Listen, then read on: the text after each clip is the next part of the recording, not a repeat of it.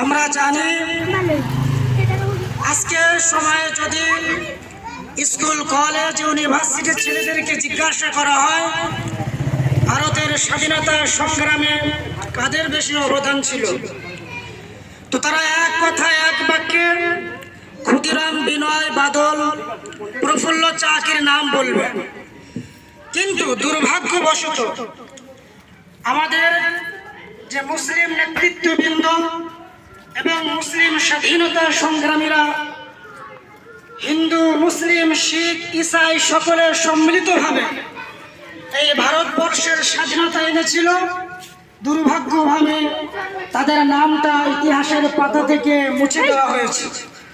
এজন্য স্বাধীনতা মানে শুধু পতাকা উত্তোলন নয়, স্বাধীনতা মানে স্বাধীনতার মূল্য বোঝা, স্বাধীনতা মানে স্বাধীনতার ইতিহাস মনে করো।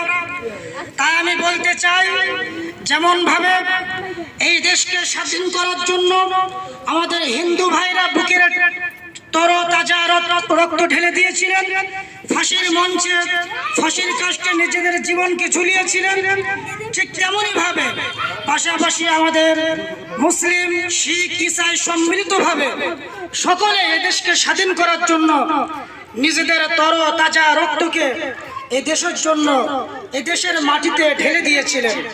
তেমনি ভাবে ঐতিহাসিকগণ বলেছেন যে ভারতবর্ষের স্বাধীনতা সংগ্রামে সবচাইতে বেশি অবদান হলো ভারতবর্ষের ওলামা সম্প্রদায়। কারণ দিল্লির জিটি রোড থেকে নিয়ে একেবারে পাকিস্তানের খয়বার লাহোর পর্যন্ত দুই সাইডে দুই ধারের কাছে এমন কোনো গাছ ফাঁকা ছিল না যে গাছে ওলামাদের ফাঁসি কাষ্টে ঝোলানো হয়নি। কিন্তু বড়ই দুঃখের বিষয়, স্বাধীনতার দিনে আমরা নেতাজি সুভাষচন্দ্র বসুর নাম শুনতে পাই, অথচ আশফাকুল্লাহ খান সাহেবের নাম শুনতে পাই না, অথচ সৈয়দ আহমদ হোসেন আহমদ মাদানী রহমতুল্লাহ আলাইহির নাম শুনতে পাই না। ঠিক এমনই ভাবে খান আব্দুল গফ্ফার খান বলেছিলেন, যদি আজাদির লড়াইয়ে, স্বাধীনতার লড়াইয়ে কোনো মুসলমানের পিঠে গুলি দেখতে পাও, তাহলে আমি আজাদির লড়াই থেকে, স্বাধীনের লড়াই থেকে আমি সরে দাঁড়াবো।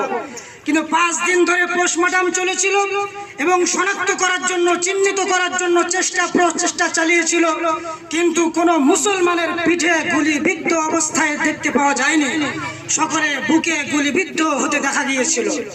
তাই আমি এই স্বাধীন ভারতবর্ষ থেকে এই মেসেজ দিতে চাই, আমরা সকলেই দেশপ্রেমিক, আমরা সকলে হিন্দু, মুসলিম, শিখ, ইসাই কাঁধে কাঁধ মিলিয়ে আগামী দিনে ন্যায় ভিত্তিক, ইনসাফ ভিত্তিক আমাদের নতুন প্রজন্ম যেন সুন্দরভাবে এই সমাজ গড়ার অঙ্গীকার করতে পারে, তার মেসেজ, তার বার্তা আমি দিচ্ছি।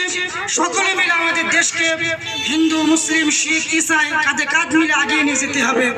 এই বলে আমি আমার বক্তব্য শেষ করছি। পরিশেষে আমি এটা বলতে চাই, যেহেতু আমাদের জামে মসজিদ পাটলি খানপুরের পক্ষ থেকে পতাকা উত্তোলন হয়েছে, আলহামদুলিল্লাহ গ্রামবাসীদের সহযোগিতায়, কমিটি বৃন্দের সহযোগিতায় আমরা চাই এইরকম প্রতি বছর যেন আমরা আমাদের এই 15ই আগস্ট স্বাধীনতার দিনে স্বাধীনতা দিবস মন খুলে, প্রাণ খুলে পালন করতে পারি।